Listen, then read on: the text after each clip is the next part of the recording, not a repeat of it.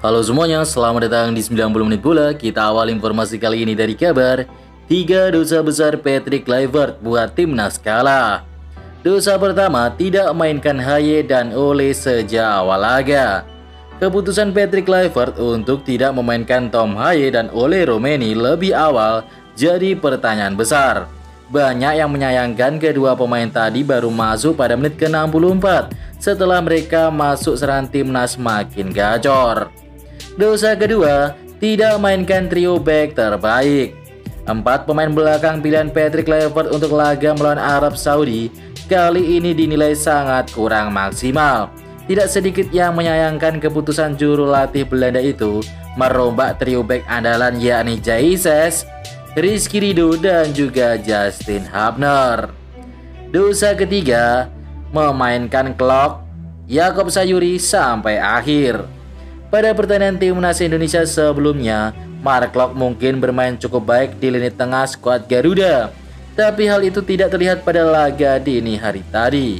Gelandang Persib Bandung itu bahkan melakukan blunder fatal untuk gol pertama Arab Saudi ke gawang timnas Indonesia.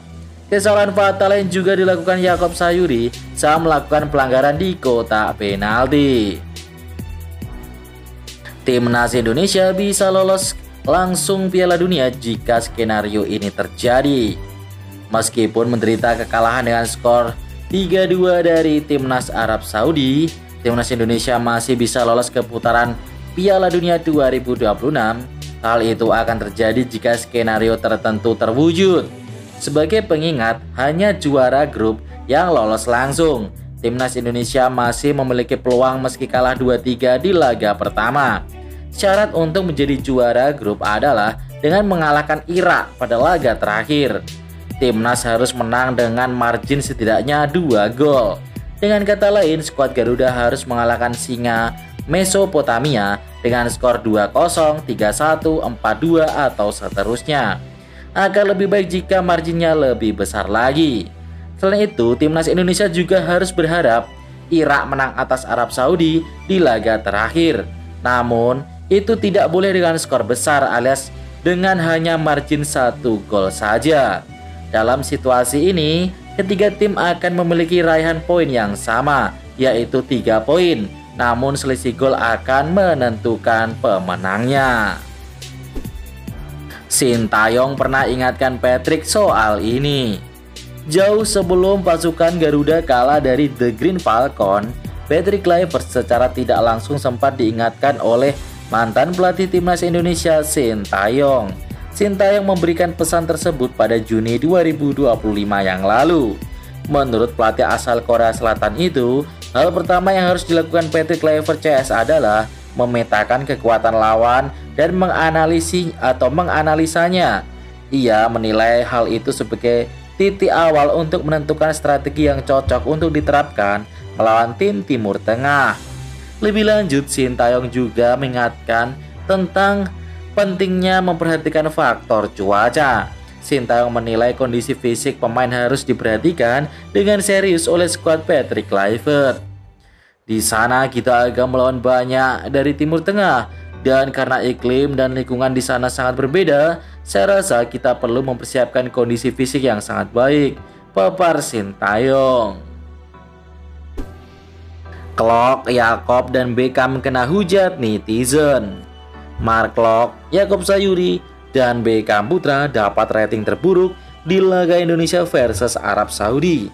Klok dan Jakob malah bertanggung jawab atas 2 kebobolan timnas Indonesia. Klok bertanggung jawab untuk gol pertama Arab Saudi.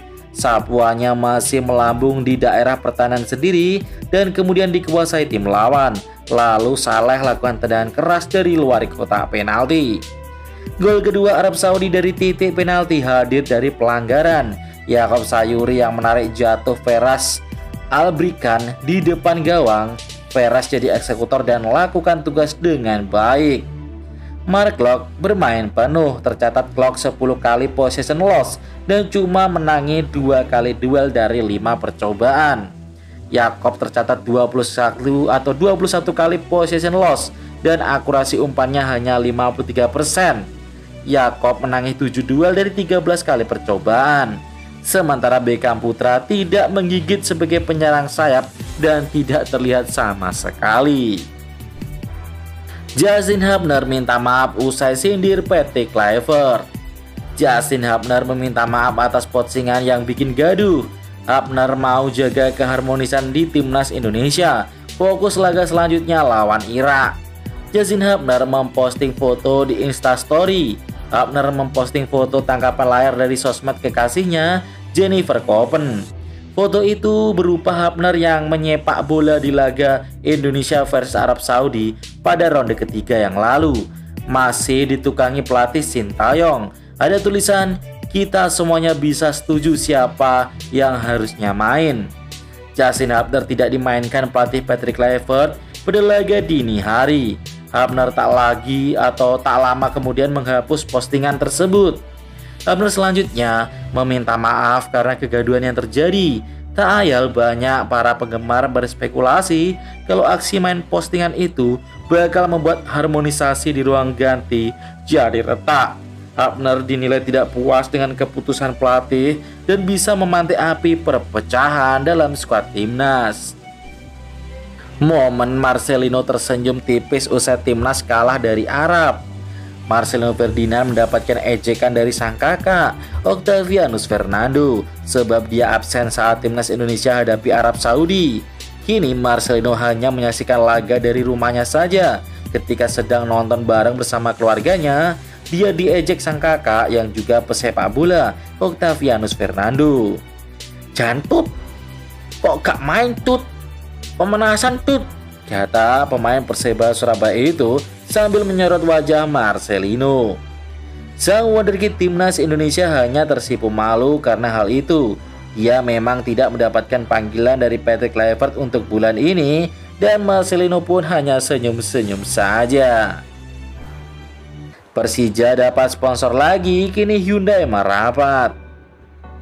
Persija Jakarta menjalin kerjasama sponsor dengan produsen mobil asal Korea Selatan, Hyundai, dengan durasi 1 tahun. Kesepakatan itu diumumkan pada upacara penandatanganan kemitraan di Jakarta International Stadium.